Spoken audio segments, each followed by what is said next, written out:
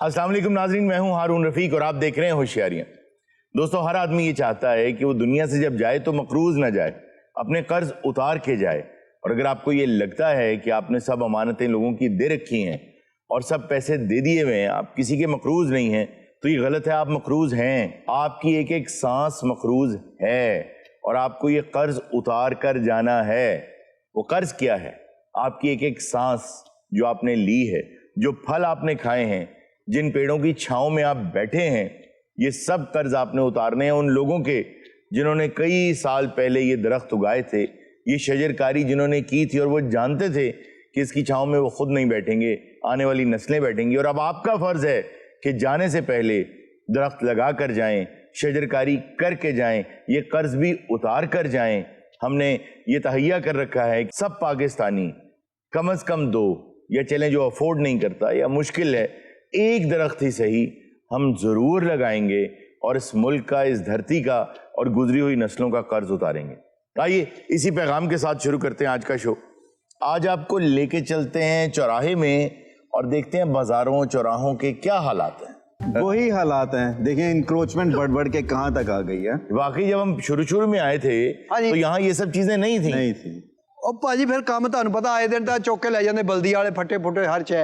हाँ तो सही करते हैं ना, बल्दिया वाले उठा के लेके जाते हैं, क्योंकि तुम्हें चाहिए ऐसी जगह ठेला लगाओ जहां तुम्हें इजाजत हो। अच्छा, एक आइडिया बहुत अच्छा है, पुराने जमाने का आइडिया है जी कि ठेले के ऊपर वो कोयलों वाली इस्त्री लगा के गलियों गलियों घुमा करते थे और आवाजें लगाते थे इस्त्री वाला, और लोग वहीं पे अपने कपड़े बाहर दे देते थे और इस्त्री की पैसे लिए और आगे चल पड़े। सर वो तो केड़ा काम सीगा, कोलियां दी इस्त्री जो मुंह काला। तो फिर तुम क्या करते हो? आजकल बिजली चल पई सी लेकिन हुण वो भी खत्म करती, अल्लाह दा शुक्र आ। महंगी इन्नी होगी, पूरा ही नहीं पै रहा भाजी। ओहो, वाकई बिजली के बिल तो बहुत ज्यादा है। लेकिन हुण नहीं आउणगे। क्यों? अभी सोलर सिस्टम ते कर लिया सारा काम। वाह यार, जबरदस्त। शमसी तवानाई जिन्नी धुप पैंदी पाकिस्तान च तानू। लेकिन उसमें भी तो पैसे लगते हैं ना, कोई 8-10 साल का बिल इकट्ठा लग जाता है। नहीं सर, यहाँ हमारे फ्री धूप आती है। नहीं यार, जो पैनल्स लगाए होंगे, इन्वर्टर लगाए होंगे। केड़ा पैनल केड़ा इन्वर्टर? भाई सोलर पे किया है तो भाजी है, देखदे हो इस्त्रियां उठियां सीधा सूरज इन्हां ते जेड़ी जेड़ी गर्म होंदी करे जाईदा। और तो और सर, मैंने अपना सिस्टम सोलर पे कर लिया है। यार ये तुमने इलीगल पेट्रोल पंप बनाया हुआ है, किसी दिन तुम पूरे मोहल्ले को आग लगा दोगे। सर मैं पागल हूं, मैं आग लगा दूंगा। और इलीगल कैसे है? इलीगल ही है ये, तुमने एक दुकान में बनाया हुआ है ये। तुम्हारे पास लाइसेंस है? सर मेरे पास 32 बोर का पंप है। नहीं यार, पेट्रोल पंप का permit, licence, clearance, safety clearance. और सर ये सारे अमीरों के चोंचले हैं, गरीबों को चाहिए होता सीधा पेट्रोल। और मैंने वैसे भी सब्सिडाइज लगाया सर, 150 रुपए लीटर लगाया हुआ है मैंने। ये 150 रुपए लीटर कैसे है? इन्हें डायरेक्ट हरान तो ले आज। रहने दो यार, ठीक है, सही होगा। और नोनी तू ते जा यार, किते काम कुम करया कर, इत्थे ही मरे खलोता रहना। क्या नाम है अभी तुम्हारा? मेरा नाम नोनी है जी। तो जो बंदा नहीं खलोता है तो आया है। वो तेरा बेड़ा क्या हुआ? जिन्नी नेड़े तार आदि झटका लगता रहता। इस खंबे का हाल देखें, दुनिया कहाँ की कहाँ चलेगी। और पाजी अभी तक यहाँ पर फंसे हैं। भाई जिन्ना बिल आंदे आ, यकीन खंबे ते कोई काम नहीं, ए ते तारा होनी ही नहीं चाहिए। अच्छा नहीं, हमारे पास इतना पैसा ही नहीं है कि हम ये इंफ्रास्ट्रक्चर जो है इसको बेहतर कर सके। हमारे पास बिजली ज्यादा है, इंफ्रास्ट्रक्चर कम है। नाल मेरे फ्रूट दी रेड़िया तेल किवें बेचा? नोनी नु काम ही नहीं लभ रहा, तेल किवें बेचा? नोनी तुम यहाँ क्या कर रहे हो? ਉਹ ਸਰ ਜੀ ਸਾਡਾ ਮਹੱਲਾ ਵਾ, ਮੈਂ ਇੱਥੇ ਹੀ ਖਲੋਣਾ ਵਾ। यार तुम सारा दिन यहाँ क्या करते रहते हो खड़े होके? ओ भाई ये फजूल आदमी, ਇਹੋ ਜਿਹੇ ਬੰਦੇ ਐਵੇਂ ਹੀ ਹੁੰਦੇ ਨੇ। ਇਹ ਭਾਜੀ ਇਹ ਜੂਸ ਦੇ ਵਿੱਚ ਬਰਫ਼ ਘੱਟ ਪਾਉਣਾ, ਗਲਾ ਬਹਿ ਜਾਂਦਾ। ਲੈ ਵੀ ਇਹਨਾਂ ਕੀ ਤਲਕ ਐਵੇਂ ਮੈਨੂੰ ਕਹੀ ਜਾਏਗਾ ਭਾਈ ਇਹ ਨੀਫੇ ਤੇ ਰਹਿੰਦੀ ਹੈ ਇਸਤਰੀ ਮਾਰ। ਐਵੇਂ ਬੰਦਾ ਪੱਖਾ ਲੈ ਕੇ ਭਾਈ ਨੇ ਕਿੰਨੇ ਦਾ ਲਿਆ ਜੇ? 6,500 ਦਾ, ਉਹਦਾ ਰੇਟ ਫੇਰ ਵੱਧ ਗਿਆ। ये पेट्रोल वाले को कोई और जगह नहीं मिली या आपको कोई और जगह नहीं मिली? ਉਹ ਬਾਜੀ ਅਸੀਂ ਤੇ ਇੱਥੇ ਹੀ ਆ, ਅੰਦਰੂਨ ਲਾਹੌਰ ਹੈ ਸਾਡਾ, ਇਹ ਹੀ सब कुछ है। ਸਾਡਾ माई बाप जमपाल इत्थों दी, ਅਸੀਂ कित्थे चले जाइए? और वैसे भी अब लोग यहाँ से इतना दूर पहले पेट्रोल डलवाने जाते थे सर।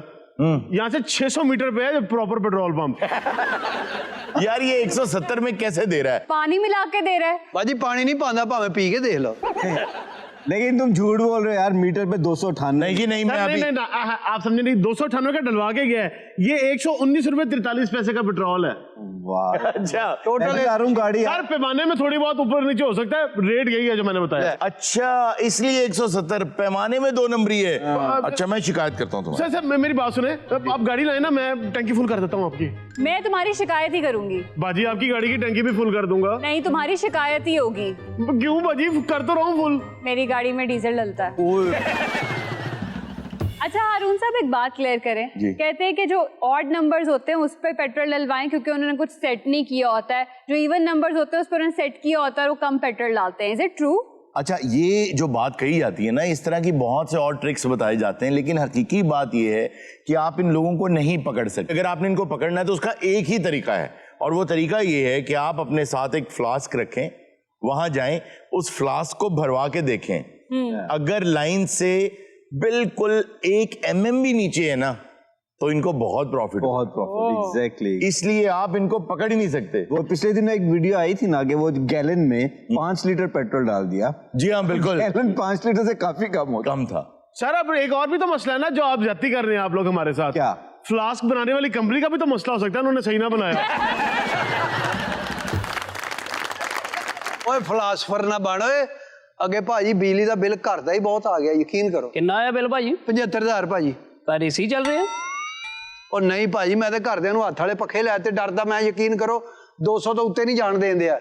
यूनिट्स। ਹਾਂਜੀ दुकान का बिल कितना आया है? ਬਾਜੀ ਪਿਛਲੀ ਵਾਰੀ ਬਹੁਤ ਬਿੱਲ ਆਇਆ, ਐਤਕੀ ਨਹੀਂ ਆਉਣਾ, ਸੋਲਰ ਸਿਸਟਮ ਹੋ ਗਿਆ। ਐਤਕੀ ਤੇ ਮੈਂ ਗ੍ਰੀਨ ਸ਼ਾਵਰ ਲਾਇਆ, ਉਹਨਾਂ ਨਾਲ ਨਿਕਲਣਗੇ ਪੈਸੇ ਸਾਡੇ। ਜਬ ਇਹਨਾਂ ਦੇ ਵੀ ਆ ਫਰੀ ਨੇ ਛੁਰੀ ਮੈਨੂੰ ਉਹ ਦੇਤੀ, ਲੱਗਦਾ ਅੰਬ ਕੱਟਣਾ ਨਹੀਂ, ਮੈਂ ਮੁਸੀਬਾ ਕਰਨਾ ਹੈ।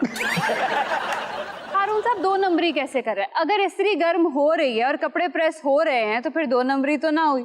मैं इसका जवाब आपको देता हूं।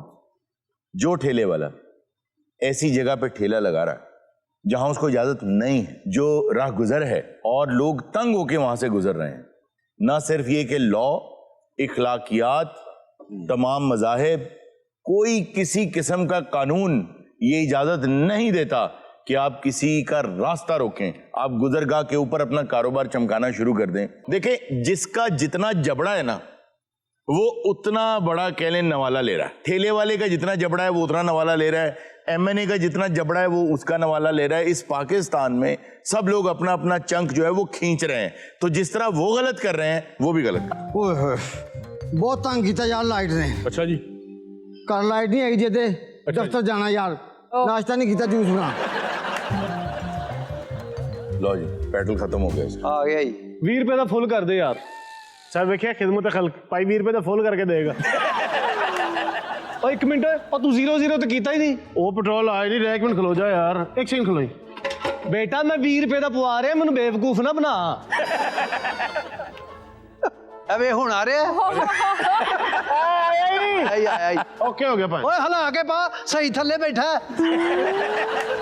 चलो यार बंद कर लो, इसका कैप लगा दो, उड़ जाएगा सारा। मेहरबानी जी। यार अब तो स्टार्ट करके लेके जाओ। ओ भाई जी को मसला है।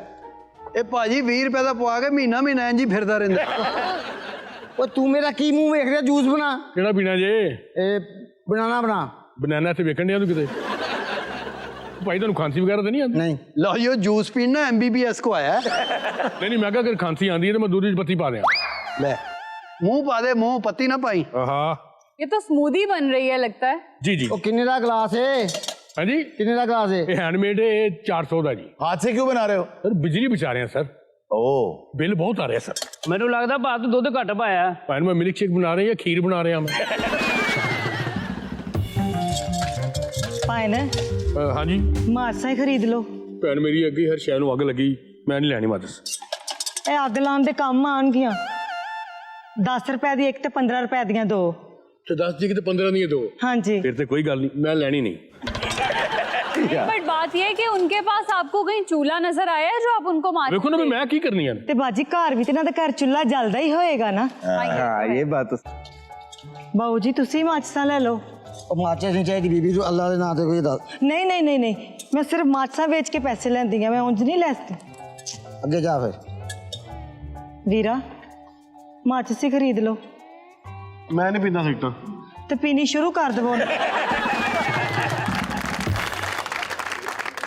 ਭਰਾਵਾ ਵੇਲਾ ਹੀ ਖਲੋਤਾ, ਮਾਚਸਾਂ ਹੀ ਖਰੀਦ ਲਓ। ਜਾ ਜਾ ਬਾਜੀ, ਕੰਮ ਦਾ ਟਾਈਮ ਹੈ ਸਵੇਰ ਸਵੇਰ।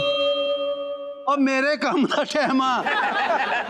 ਲਾਲਾ ਜੀ ਤੁਸੀਂ ਮਾਚਿਸ ਖਰੀਦ ਲਵੋ। ਉਹ ਪੈਸੇ ਲੈ ਲੈ 10 ਰੁਪਏ ਜਾ। ਨਹੀਂ ਲਾਲਾ, ਮੈਂ ਇੰਜ ਨਹੀਂ ਮੈਂ ਲੈ ਸਕਦੀ ਪੈਸੇ। ਮਾਚਾ ਕਿੰਜ ਲੈਣੇ ਤੂੰ ਪੈਸੇ? ਮੈਂ ਮਾਚਾ ਵੇਚ ਕੇ ਪੈਸੇ ਲੈਣੇ। माछा तो महंगी दे रही है, अल्लाह देना तो पैसे नहीं लेने, कमाल है भाई।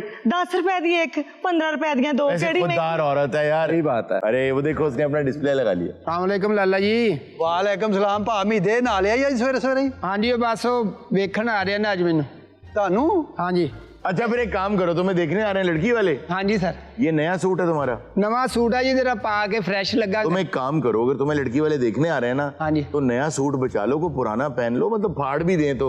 ਆ ਪਾੜ ਤੇ ਦੇਣਾ ਹੀ ਆ। ਆਹੋ ਇਖਲਾਕੀ ਤਾਂ ਨੁਕਸਾਨ ਹੋਣਾ, ਮਾਲੀ ਤੇ ਨਾ ਨਾ ਹੋਵੇ। ਨਹੀਂ ਸਰ, ਉਹਨਾਂ ਨੇ ਪਹਿਲਾਂ ਨਹੀਂ ਮੈਨੂੰ ਦੇਖਿਆ ਨਾ, ਮੈਂ ਤਸਵੀਰ ਭੇਜੀ ਹੈ। ਆ ਚੰਗਾ ਕੀਤਾ ਨਹੀਂ ਵੇਖਿਆ। ਭਾਮੀ ਦੇ ਐਡਾ ਖੁਸ਼ੀ ਦਾ ਮੌਕਾ ਮਾਰਸਾ ਹੀ ਖਰੀਦ ਲਓ। ਆਹੋ ਉਹ ਸਾਰੇ ਇੱਕ ਦੂਜੇ ਨੂੰ ਅੱਗ ਲਾ ਕੇ ਨੱਚਣਾ। ओए यार चीनी नहीं पाई, दोबारा बनाए। ਉਹ ਤਾਂ ਰਾਜ ਫੱਕਾ ਮਾਰਨੀ ਤੈਨੂੰ ਜਲਦੀ ਹੈ ਯਾਰ, ਆ ਲੈ ਫੜ। ਭਾਮੀ ਦਿਆ ਕਿੱਥੇ ਹੋ ਰਿਹਾ? ਸਹੁਰੇ ਕੀ ਕਰਦੇ ਨੇ ਕਾਰੋਬਾਰ? ਸੌਖੇ ਆ ਭਾਈ, ਉਹ ਮੰਡੀ ਦਾ ਕੰਮ ਕਰਦੇ ਆ। ਕੁੜੀ ਸੋਹਣੀ ਹੈ ਨਾ? ਹੈ ਜੀ। ਸੋਹਣੀ ਆ। ਯਾਰ ਤੁਹਾਨੂੰ ਕਾਹਦਾ ਲਾਲਾ ਸੋਹਣੀ ਕੱਪੜੇ ਕਰੋ ਇਸਤਰੀ ਬਸ। ਮਹੱਲੇਦਾਰੀ ਆ, ਪੁੱਛੀਦਾ ਹੁੰਦਾ ਨਾ, ਐਵੇਂ ਡੋਬਣਾ ਨਾ ਜਾਈ ਉਧਰ। ਪੜ੍ਹੀ ਲਿਖੀ ਕੁੜੀ ਮਾਸ਼ਾਅੱਲਾ। ਲਾਲਾ ਜੀ ਤੁਸੀਂ ਸਾਈਨ ਕਰਾਉਣੇ ਆ, ਤੁਸੀਂ ਕਰੋ ਇਸਤਰੀ ਬਾਤ, ਛੱਡੋ ਇਸ ਗੱਲ ਜਦੋਂ ਨਿਕਾਹ ਹੋਣਾ ਸਾਈਨ ਕਰਨੇ ਨਹੀਂ ਉਹਨੇ। ਯਾਰ ਉਹ ਗੂਠਾ ਲਾ ਲੂਗੀ, ਤੁਸੀਂ ਕਰੋ। ਚਲੋ ਜੀ, ਅੱਲਾਹ ਤਾਲਾ ਜੀ ਬਿਹਤਰ ਕਰੇ। ਅੱਲਾਹ ਕਰੇ ਕਿ ਹਾਂ ਹੋ ਜਾਵੇ। ਨਹੀਂ ਦੁਆ ਹਰ ਵਾਰੀ ਕੱਪੜੇ ਇਸਤਰੀ ਕਰਕੇ ਤੂੰ ਫੇਰ ਵੱਟ ਪਾ ਦੇਣਾ। ਰਿਸ਼ਤਾ ਕਿਹਨੇ ਕਰਾਇਆ ਜੀ? ਤਾਏ ਨੇ ਕਰਾਇਆ ਵੱਡੇ। ਮਾਸ਼ਾਅੱਲਾ, ਨਹੀਂ ਇਹ ਚੰਗੀ ਗੱਲ ਆ। ਤੇ ਭਾਬੀ ਦਾ ਕੱਦ ਕਿੱਡਾ ਕੁ ਹੈ? ਹੈ ਜੀ। ਕੱਦ ਤੁਹਾਨੂੰ ਕੱਦ ਨਾ ਕੀ ਤੁਸੀਂ ਪ੍ਰੈਸ ਕਰੋ ਬਸ। यार ये क्यों तुम इन्वेस्टिगेट कर रहे हो? ਮਹੱਲੇਦਾਰ ਭਾਵੇਂ ਨੇ ਫਿਰ ਮਹੱਲੇਦਾਰੀ ਏ ਮੰਨ ਜਾਣਗੇ ਵੈਸੇ ਉਹ। ਤੁਸੀਂ ਦੁਆ ਕਰੋ ਜਦੋਂ ਹਾਂ ਹੋ। ਦਵਾਵਾਂ ਨਾ ਨਹੀਂ ਮੰਨਦੇ ਹੁੰਦੇ, ਸ਼ਕਲ ਵੀ ਵੇਖਣੀ ਹੁੰਦੀ। ਨਹੀਂ ਤੇ ਕੀ ਪਾ ਰਹੇ ਉਹਨੂੰ? 1.5 ਤੋਲੇ ਦੀ ਮੁੰਦਰੀ ਪਾ ਰਹੇ, ਜਵਾਬ ਕਿੱਦਾਂ ਹੋ ਸਕਦਾ? ਅੱਲਾ ਦੀ ਕਸਮ ਉਹਨਾਂ ਨੇ ਲੈ ਕੇ ਦੌੜ ਜਾਣੀ, ਨਹੀਂ ਮੰਨਣਾ। 20 ਦਾ ਫੁੱਲ ਕਰ ਦੇ ਯਾਰ। यार तुम फिर आ गए हो। ਤੁਸੀਂ ਇੱਕ ਵਾਰੀ ਕਿਉਂ ਨਹੀਂ ਪਵਾ ਲੈਂਦੇ? ਯਾਰ ਮੇਰਾ ਸ਼ਹਿਰ ਚ ਕੰਮ ਹੁੰਦਾ 20 ਦਾ, ਹੋਰ ਕੀ ਮੈਂ 100 ਰੁਪਏ ਦਾ ਪਵਾ ਲਵਾਂ? ਭੈਣ ਮੈਨੂੰ ਕਦੀ ਆਪਣੇ ਅੱਬੂ ਨਾਲ ਵੇਖਿਆ ਸੀ? ਨਹੀਂ। ਤੇ ਮੈਂ ਤੇਰੇ ਪਿਓ ਦਾ ਨੌਕਰ ਨਾ, ਢੱਕਣ ਖੋਲ। 20 ਰੁਪਏ ਕਿੰਨੇ ਲੈਣੇ? ਮੈਂ ਤੇ ਢੱਕਣ ਖੋਲ। ਉਹ ਲਾਲਾ ਜੀ ਵੱਟ ਤੇ ਕੱਢੋ। ਆ ਰਹੇ ਨੇ ਵੇਖਣ, ਕੱਢ ਦੇਣਗੇ। शुगर मिल फोन करा तो चीनी पाएगा? ਤੈਨੂੰ ਕਿੰਨੀ ਦੇਰ ਹੋ ਗਈ ਅੱਡੇ ਤੇ ਖਲੋਤੇ ਨੂੰ? ਕੋ ਮੱਖੀ ਕੋ ਕੀੜੀ ਵੇਖੀ ਹੈ? नहीं। ਇਹਦਾ ਮਤਲਬ ਚੀਨੀ ਨਹੀਂ ਹੈ। ਭਾਵੇਂ ਦੇ ਸੁਣਿਆ ਕੁੜੀ ਵਾਲੇ ਤੈਨੂੰ ਨਵਾਂ ਸਾਈਕਲ ਦੇ ਰਿਹਾ। ਉਹ ਬਸ ਉਹ ਅਸੀਂ ਗੱਡੀ ਦੀ ਡਿਮਾਂਡ ਕੀਤੀ ਸੀ ਨਾ, ਫਿਰ ਉਹਨਾਂ ਨੇ। अभी तो देखने आ रहे हैं, ये बातें कैसे हो गई हैं? ਬਾਜੀ ਮੇਰੀ ਅੰਮੀ ਨੇ ਨਾ ਫੋਨ ਤੇ ਉਹਨਾਂ ਨਾਲ ਗੱਲ ਕੀਤੀ ਸੀ ਕਿ ਆਹ ਡਿਮਾਂਡ ਪੂਰੀ ਕਰੋਗੇ, ਇਦਾਂ ਅਸੀਂ ਮੁੰਡਾ ਰੋੜਨਾ ਨਹੀਂ ਆਪਣਾ। ਇਹਨਾਂ ਨੇ ਨਹੀਂ ਰੋੜਦਾ, ਇਹਨਾਂ ਨੇ ਦਫਨਾਉਣਾ ਹੈ। यार तुम क्या कर रहे हो? ये सर पेट्रोल नहीं आ रहा। ਪਹਿਲੇ 10,000 ਤੇਰੇ ਕੋ ਪੈਟਰੋਲ। ਪਾ ਯਾਰ ਪਾ। तुम घर जाओ, वो कपड़े प्रेस करके भिजवा दे। ਬਾਜੀ ਇੱਕ ਹੀ ਸੂਟ ਵਾ, ਹੁਣ ਮੈਂ ਇਦਾਂ ਕਿੱਦਾਂ ਘਰ ਜਾਵਾਂ? ਜੇ ਘਰ ਮਹਿਮਾਨ ਆ ਗਏ, ਮੈਨੂੰ ਇਸ ਰੂਪ ਚ ਜਵਾਬ ਹੋ ਗਿਆ ਫੇਰ। ਉਹ ਤੈਨੂੰ ਇਹਦੇ ਚ ਵੀ ਹੋ ਜਾਣਾ ਯਾਰ।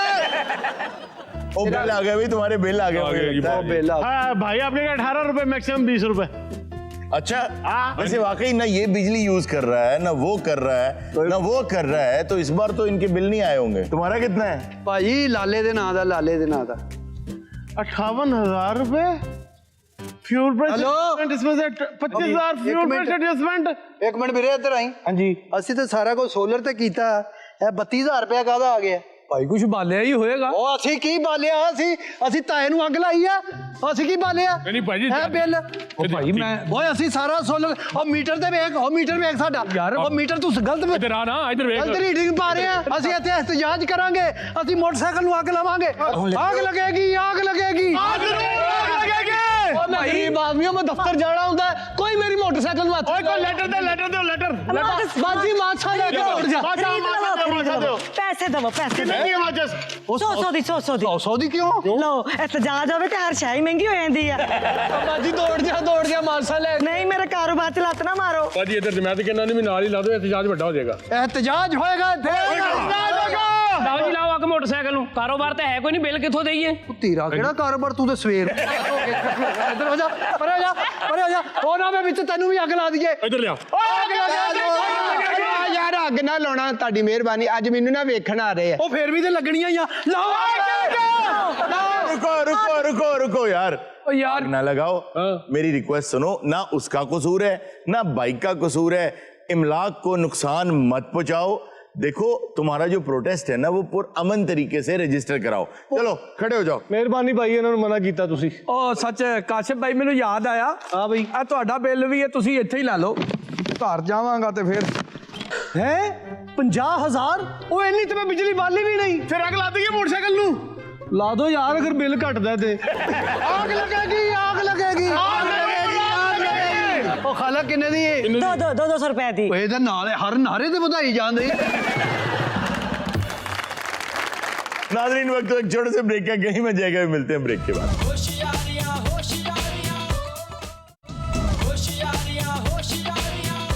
वेलकम बैक नाज़रीन। अच्छा जी, एक बहुत शानदार रिसर्च मैंने पढ़ी, अरे वाह। मैंने सोचा आप लोगों के साथ में उसको जरूर शेयर करूं। बिल्कुल सर, बिल्कुल। सर क्यों नहीं? ये हार्वर्ड यूनिवर्सिटी की रिसर्च है और ये एक ऐसी तहकीक है जिसको करने में 80 साल लगे। ਤੁਸੀਂ ਰਾਤੋਂ ਰਾਤ पढ़ के आ गए। सलीम साहब ऐसे ही होता है, कुछ लोग पूरी इंसानियत के लिए काम करते हैं, वो 80 साल ले जाते हैं और फिर इंसानियत उससे फौरन फायदा उठाती है। अच्छा, ये तहकीक बड़ी मजे की थी। अच्छा, वो ये कि 1938 में ना 1938 में हार्वर्ड यूनिवर्सिटी वालों ने ये सोचा कि हम एक सैंपल लेते हैं स्टूडेंट्स का, मेल फीमेल स्टूडेंट्स का ना, हार्वर्ड यूनिवर्सिटी में से ही एक सैंपल लेते हैं बच्चों का और उनकी पूरी जिंदगी को ऑब्जर्व करते हैं जब तक वो इस दुनिया से चले नहीं जाते, और उनकी आइडेंटिटी को हम थोड़ा हाइड रखेंगे, बताएंगे नहीं ऑफ कोर्स, और इसमें उनकी रजामंदी शामिल थी। तो उन्होंने एक सैंपल ले लिया, फिर एक और उसी के पैरेलल एक स्टडी स्टार्ट हुई। उन्होंने गरीब बच्चों का, जो बॉस्टन के वो इलाके थे जहां पर गुर्बत थी बहुत ज्यादा, उन्होंने उन इलाकों के बच्चे लिए और उनकी भी जिंदगी को स्टडी करना शुरू किया और ये सोचा हम इनकी पूरी जिंदगी को स्टडी करेंगे। वाह। अब जब 80 साल 100 साल गुजर जाएंगे, जब ये लोग भी दुनिया से जा चुके होंगे, तो फिर हम बैठ के तहकीक करके ये देखेंगे कि आप जिंदगी में बचपन में क्या करें तो उसके नताइज क्या निकलते हैं, जवानी में क्या फैसले करें तो नताइज क्या निकलते हैं। और फिर उसी से हमें ये पता चला कि जो स्मोकिंग है वो इंजurious है टू योर हेल्थ। बिल्कुल। ये जो हमें ये सब बातें पता चली कि जो लोग ये करते हैं उनके साथ ये हो जाता है, आप कहते हैं ना आप ये खाओगे तो ये हो जाएगा, ये तो इस रिसर्च ने बहुत ज़्यादा फायदा दिया और बहुत सी बीमारियों की जो जड़ है वो पता चली। तो उसमें एक जड़ जो पता चली वो एक ऐसी आदत है जो कि स्मोकिंग नहीं है और बुरी चीज़ नहीं है, बल्कि वो एक ऐसी चीज़ है जो अक्सर लोगों के साथ होती है और उन्हें पता नहीं होता कि मुझे ये हार्ट डिजीज़ क्यों हो रही है, बुढ़ापे में दिमाग काम करना कम क्यों कर गया, मैं फैसले क्यों गलत करता हूँ, मेरे साथ ये साइकोटिक इश्यूज क्यों स्टार्ट हो गए, ये सब चीज़ें क्यों हो रही हैं। तो उसकी जो वजह निकली, जो असल कॉज निकला उसके पीछे, वो तन्हाई निकली। लेकिन हारून साहब, तन्हाई तो इंसान के लिए बहुत जरूरी है। जी, ये जो तन्हाई है ना जिसकी आप बात कर रही हैं, वो तन्हाई है कि वो लम्हात जो आप अपने साथ गुजारते हैं खुद अपनी मर्जी से, you take your time out to spend good time with yourself. मैं उस तन्हाई की बात कर रहा हूँ जो आप लोगों में भी बैठे होते हैं तो खुद को तन्हा महसूस करते हैं। जैसे इस शो में दानिश साहब खुद को बहुत तन्हा महसूस करते हैं। क्रिएटिव लोग जो है हमेशा तन्हाई महसूस करते हैं लोगों में। अच्छा, ये मुझे आज तक इस बात की समझ नहीं आई कि जो क्रिएटिव लोग होते हैं वो गम, दर्द, परेशानी, महजूरी, मजबूरी, सोज, तकलीफ, इन सब चीज़ों को आगे क्यों रखते हैं। क्यों ऐसा लगता है कि एक खुश आदमी क्रिएटिव नहीं हो सकता, हालांकि दुनिया की सबसे महंगी कमोडिटी आर्ट्स में वो कॉमेडी है। और हमारे कॉमेडियंस को भी बहुत से लोगों को आदत होती कहने की जिंदगी में बड़े दुख हैं। जी, तो दुख तो सबकी जिंदगी में होते हैं, वो तो होते हैं। असल बात ये है कि जिस तन्हाई की मैं बात कर रहा हूँ या ये स्टडी जिस तन्हाई की बात कर रही है वो सेल्फ इन्फ्लिक्टेड होती है। बिल्कुल, वो खुद पे खुद तारी की जाती है। वो कैसे तारी की जाती है? अगर आप ये फैसला कर लें कि आज के बाद मैं 6 फुट कद से नीचे कोई आदमी होगा उससे दोस्ती नहीं करूंगा, तो आपकी ऑप्शंस लिमिटेड हो जाएंगी। आप कहेंगे कि चमड़ी का रंग ये होगा तो मैं दोस्ती करूंगा वरना नहीं करूंगा, और लिमिटेड हो जाएंगी। जैसे जैसे आप लोगों में कीड़े निकालते जाएंगे आपकी ऑप्शंस जो हैं आपकी वो लिमिटेड होती जाएंगी।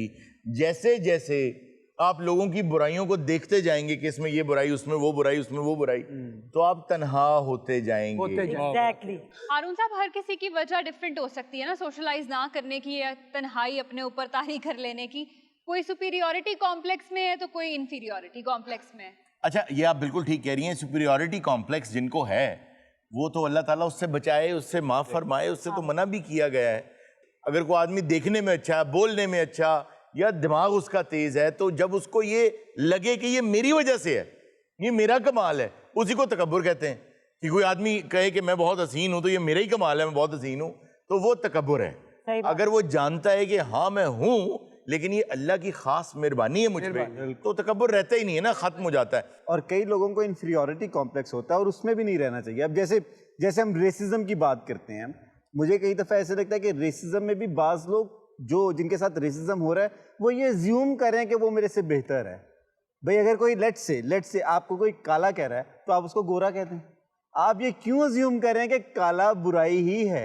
अच्छा जी, इतना एक खूबसूरत जुमला, एक और वजह होती है इसकी तन्हा होने की, वो एक जुमले में समो दी है गुलजार साहब ने। क्या खूबसूरत जुमला है वो। जिंदगी में हमारे पास ना ऑप्शंस होते हैं, लेकिन हम जानबूझ के ऐसा ऑप्शन चूज करते हैं जिसमें हम खुद पे खुद तरस खा सकें। जो उनका जुमला है वो क्या है? वो जुमला ये है, खुशियां फुलझड़ी की तरह होती हैं। खुशियां फुलझड़ी की तरह होती हैं, अफसोस अगरबत्ती की तरह होता है। सर मैं नहीं याद ये फुलझड़ी जो है वो आप फौरन जलाते हैं, वो खत्म हो जाती है। अगरबत्ती आहिस्ता आहिस्ता सुलगती रहती है, सुलगती रहती है।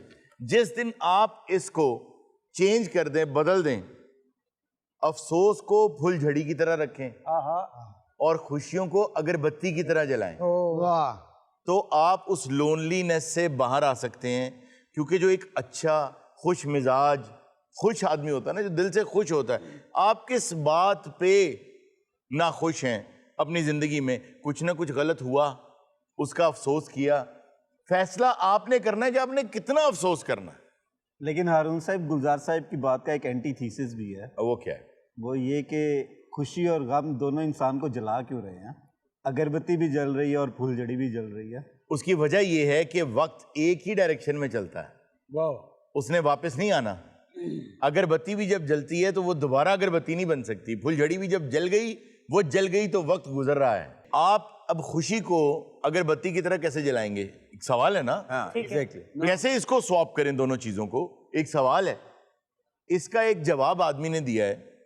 वो आदमी एक जहाज में सवार था, जो जहाज 2009 में अमेरिका की एक रियासत से उड़ा था, और उड़ते ही उसके इंजन में आके परिंदे लगे थे।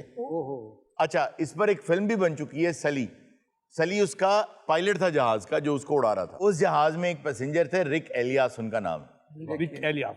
वो बैठे थे खिड़की के बिल्कुल साथ और उन्हें नजर आ रहा था कि आग लग गई इंजन में। अब आप जरा इमेजिन करें, आप सब लोग जहाज में बैठते हैं, आप जहाज में बैठे हैं और इंजन में आग लग गई और इंजन कुछ देर में बंद हो गया, पूरा जहाज टर्बुलेंस का शिकार हुआ है, और एकदम से पायलट की आवाज आती है, ब्रेस फॉर इम्पैक्ट, यानी क्रैश के लिए तैयार हो जाए। और उस दौरान जो उस आदमी पे गुजरी, जो उसने सोचा, उसने बहुत खूबसूरत अंदाज में उसको बयान किया है। वो ये कहता है कि अब मुझे पता था कि मैं मरने वाला हूं, हम क्रैश होने जा रहे हैं, और जहाज नीचे जा रहा था और आवाज कोई नहीं थी क्योंकि इंजन बंद हो चुके थे। खामोश था जहाज, लोग भी खामोश थे, और हल्की हल्की सिसकियां भी आनी शुरू हो गई लोगों की। तो वो कहता है कि सबसे पहले जो मेरे दिमाग में बात आई वो ये आई कि कितनी खुशियां थी मेरी जिंदगी में, जो मैंने सोचा था कि किसी दिन मैं इस खुशी को मनाऊंगा, लेकिन पोस्टपोन की, कल सही परसों सही। अब उसकी मैं आपको एक मिसाल देता हूं, उसका सबसे बड़ा पछतावा यही था। अब वो खुशियां क्या हैं? आप बाजार से एक बहुत खूबसूरत गुलदान लेकर आए, आपने वो लाके घर में रखा, तो आप झाड़ पूंछ के उसको रख के आप साइड पे हो गए कि यार यहाँ खूबसूरत लगेगा, वो तब खूबसूरत लगेगा जब आप कभी बैठेंगे, उसको देखेंगे, उसको एंजॉय करेंगे। तो जब आप होंगे नहीं तो फिर घर की दीवारों पर आप रंग कराते हैं ना अपनी मर्जी का, यहाँ ग्रीन कर दो या व्हाइट कर दो, खूबसूरत लगेगा। घर में बाग बनाते हैं, उसमें फूल लगाते हैं, यार बड़े प्यारे, यहाँ कभी बैठेंगे तो बड़े प्यारे लगेंगे। जहन में होती कभी बैठेंगे, होगा, करूंगा। सबसे बड़ा पछतावा मरने से पहले आपको ये होगा कि आपने ये जितनी खुशियां पोस्टपोन की हैं जो आपके चारों तरफ हैं, आपके बच्चे, आपकी फैमिली। तो हार्वर्ड यूनिवर्सिटी की तहकीक ये कहती है कि खुद को तन्हा मत रहने दें। तन्हा कैसे नहीं रहेंगे जब आपके प्यारे, आपके बच्चे, आपके माँ बाप, आपके दोस्त, आपके भाई बहन, वो भी तो खुशियां हैं ना जो आपने मनानी थी, उनके साथ वक्त गुजारेंगे। और रोजाना जो भी आपने पोस्टपोन किया है खुशी कि यार फिर सही, उसको एंजॉय करेंगे। लेकिन इसका सादा मतलब ये है कि अगर आप कोई सूट बाजार से खरीदते हैं तो उसे किसी ओकेजन के लिए बचा के नहीं रखें, उसी वक्त पहन लें। उसी वक्त पहने। लेकिन वो तो इवेंट पे पहनने वाला है ना, ना घर में नहीं पहन सकते। यही तो बात है, जब दुनिया से जा रहे होंगे तो वो सूट आपको याद आ रहा होगा। नाज़रीन, वक्त तो एक छोटे से ब्रेक है, कहीं मत जाएगा, अभी मिलते हैं ब्रेक के बाद।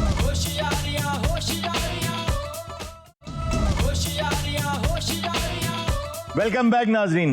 जी इर्जा, हारून साहब, ये तो पता लगा लें कि हॉट सीट पर आने के लिए कौन वॉलंटियर कर रहा है। पहले कुछ बातें करते ना ऑडियंस से, फिर कोई ना कोई निकल आएगा। यार मैनू तुसी क्यों मतलब तूफानी बंदे च बात मैनू होश नहीं, मैनू गल ही नहीं आउंदी। मैं इधर वेखना तां भी डर लगदा है, भी मैनू लगदा मेरा हिसाब हो रहा है। बेटे यानी इसको यकीन है इसका हिसाब ऐसे लोग करेंगे। जिन्नी की तेरी सेहत है, तेरे को केड़ा हिसाब निकलना है। सलीम साहब में तब्दीली काफी विजिबल है, बाल भी घने हो रहे हैं और फेस पे ग्लो भी आ रहा है। और सलीम साहब, आज आपने जो शर्ट पहन रखी है, ये बहुत मेरी मोस्ट फेवरेट कलर और शर्ट है ये। अरे ਤੁਹਾਡੀ ਆ, मैं ਤੁਹਾਨੂੰ ਹੁਣ ਸ਼ੋਅ ਤੋਂ ਬਾਅਦ ਦੇ ਦੇਣਾ। ਪਰ ਮੈਨੂੰ ਇੰਜ ਲੱਗ ਰਿਹਾ ਕਿ ਮੈਂ ਗੱਟਰ 'ਚ ਡਿੱਗ ਪਿਆ ਤੇ ਇਹ ਬੰਦੇ ਕਹਿੰਦੇ ਬਾਹਰ ਆ। बस गरीब आदमी है ना, आप शहर कभी वेखिया नहीं ना। अरुण साहब, मैनू क्यों लगता है कि मेरा मीटर कटिया गया?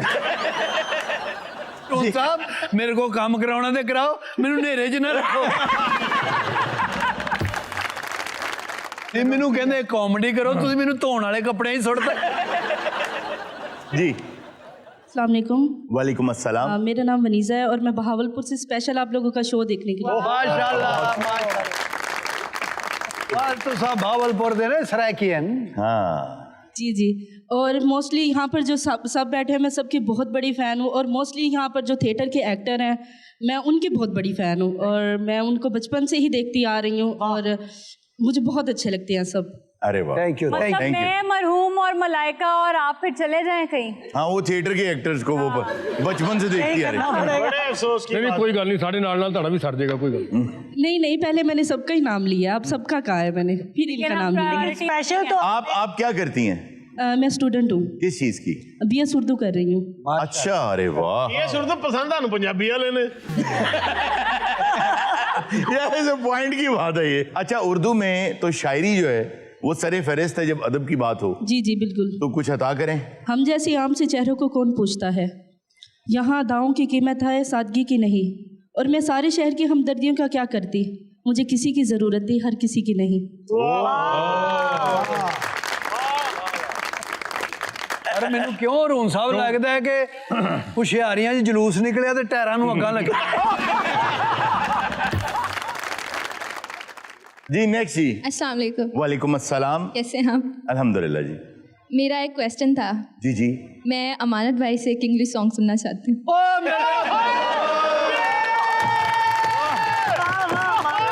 आज अमानत इज्जत रखेगा जमीन पे।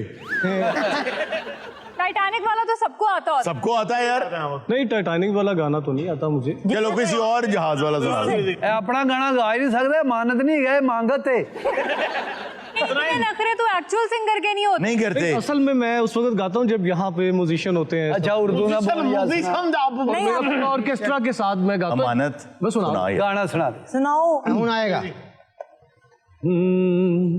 जान भी। अरे नहीं, इंग्लिश में बेटा। सर एक सेकंड, किसी की इज्जत तुम्हारे हाथों में है। सर बेटा आपका आखिरी फैसला कि आपने अच्छी मौसीकी नहीं। और तू केड़ा रावी है ना, ABC तरन्नम च सुना दे। सर मेरी गल सुनो जी जी मैंने लगता मैं कारोबारी आदमी हाँ और मेरी दुकान नूं अग लग गई। जी अस्सलाम वालेकुम। वालेकुम अस्सलाम। कैसे हैं आप? ठीक। जी अल्हम्दुलिल्लाह। अच्छा मैं ना सराइकी का एक कथा सुनाना चाहती हूँ। अरे वाह, सुनाइए, अता करें अता करें। बाकी हर गल पुछ बेली खुश हो के ठीक उजड़न दे हालात ना पुछ। वाह किवें कोई आया किवें छोड़ गया किवें हुई आखिरी मुलाकात ना पुछ। वाह उनकी तलखी दे कलमात ना पुछ मेरी आजजी दे जज्बात ना पुछ। तू शाकिर आप सियाना है मेरा चेहरा पढ़ हालात ना पुछ। ਇਹ ਮੇਰੀ ਗੱਲ ਸੁਣੋ ਰੂਨ ਸਾਹਿਬ ਜੀ ਤੁਸੀਂ ਕੱਪੜੇ ਤੇਲ ਮਹਿੰਦੀ ਵਾਲੇ ਪਾਏ ਨੇ ਤੇ ਸ਼ੇਰ ਤੁਸੀਂ ਫੌਤਗੀ ਵਾਲਾ ਸੁਣੋ।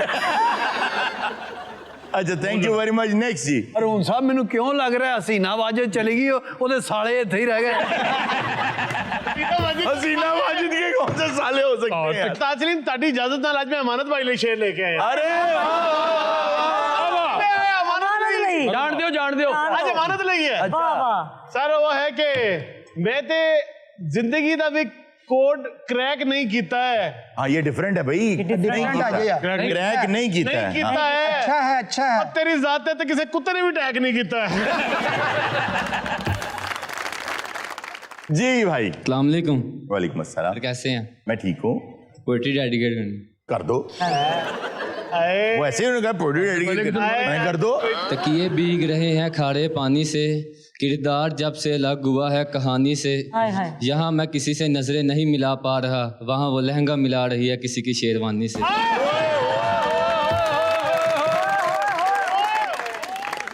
अच्छा जी नेक्स्ट जी। अस्सलाम वालेकुम सर। वालेकुम अस्सलाम। कैसे हैं आप? माशाल्लाह लगता ट्रंप का बचपन होता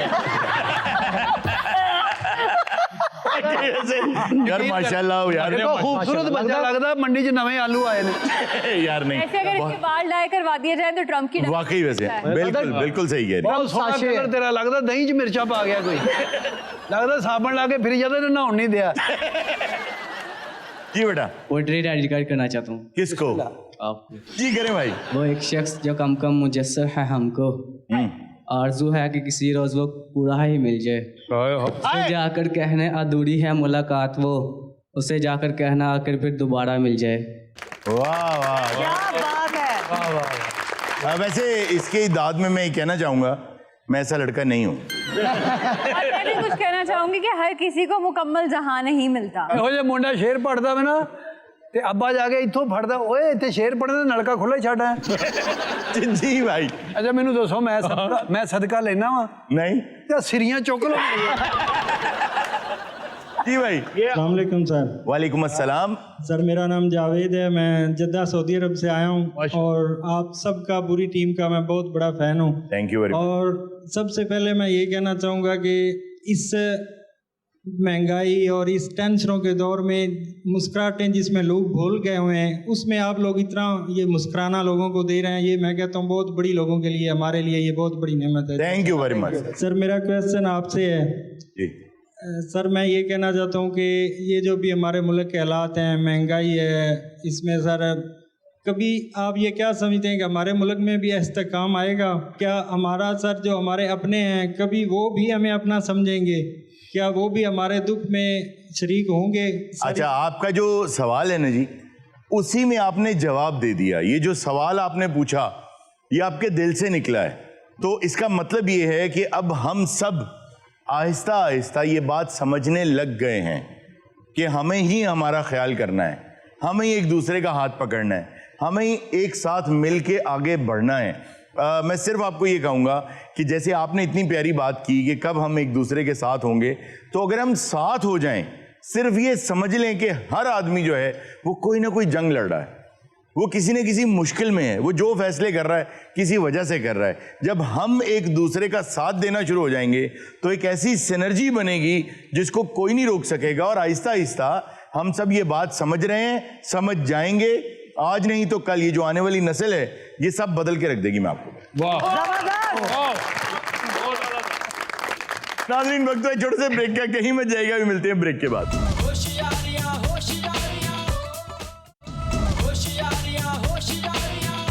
वेलकम बैक नाजरीन। आप सबको खबर तो होगी कि आज डेथ एनिवर्सरी यानी बरसी है मरहूम नुसरत फ़तेह अली खान साहब की। ये वो शख्सियात हैं जो सदियों में पैदा होती हैं और मेरा ये ख्याल है कि पाकिस्तान की इंटरनेशनली सॉफ्ट पावर को आगे बढ़ाने के लिए जो काम इन्होंने किया, ना इनसे पहले कोई कर सका, ना अब तक इनके बाद कोई कर सका है। आगे कोई कर ले तो बहुत बड़ी बात होगी। इतनी महारत उन्हें हासिल थी कि जिसे हम कहते हैं रिदम शम पे आना।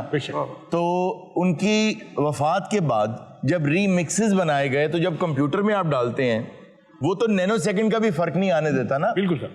तो जहां वो सम पे आते थे कंप्यूटर में उसको आगे पीछे बिल्कुल नहीं करना पड़ा उस दौर में, जबकि वो सिर्फ गा रहे थे और कंप्यूटर्स नहीं थे।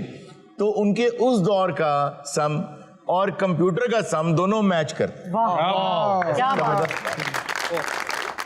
नुसरत फ़तेह अली खान साहब की सबसे बड़ी बात ये थी कि पूरी दुनिया में आज तक जिस बात पे, जिस फनकार पे और जिसके आर्ट पे अमेरिका फख्र करता है, माइकल जैक्सन, और लोग ख्वाहिश करते थे कि एक झलक माइकल जैक्सन की देखें, लोग बेहोश हो जाते थे। वो स्टेज पे आता था तो लोग बेहोश हो जाते थे और वो ये कहता था कि मेरी ये फीलिंग नुसरत फ़तेह अली खान के बारे में। अरे और वो उनके साथ काम करना चाहता था लेकिन जिंदगी ने वफा न की। और आई थिंक हमारी खुशकिस्मती है कि हमें एक और एल्बम सुनने को मिलने वाला है उनका। ये कितनी जबरदस्त बात है कि पोस्ट्यूमसली इतनी शानदार उनकी एक एल्बम निकल आई है और कहीं रिकॉर्ड्स में पड़ी थी। ये भी आप देखें कि अल्लाह ताला की कितनी मेहरबानी है कि वो बिल्कुल ठीक हालत में निकल आई है। बिल्कुल। और अब वो रिलीज होने वाली है चेन ऑफ लाइट के नाम से।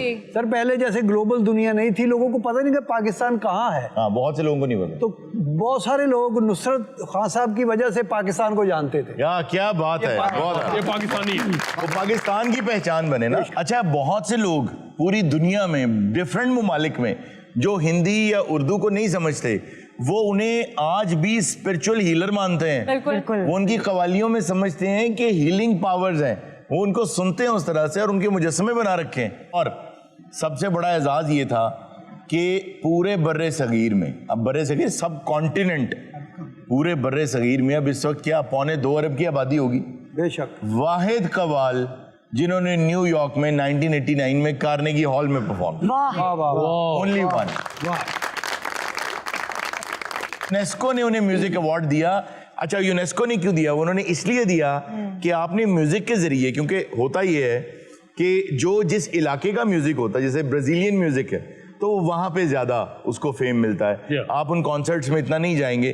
तो इनको यूनेस्को ने इसलिए प्राइज दिया और सिर्फ इन्हीं को दिया क्योंकि वो ये कहते थे कि जब क्राउड देखते हैं ना आपके कॉन्सर्ट्स का दुनिया में, तो आपने इतनी नस्लों को, इतनी जबानों को, इतने नेशंस के लोगों को आपने इकट्ठा किया है कि आप मुतहिद करने वाले। बहुत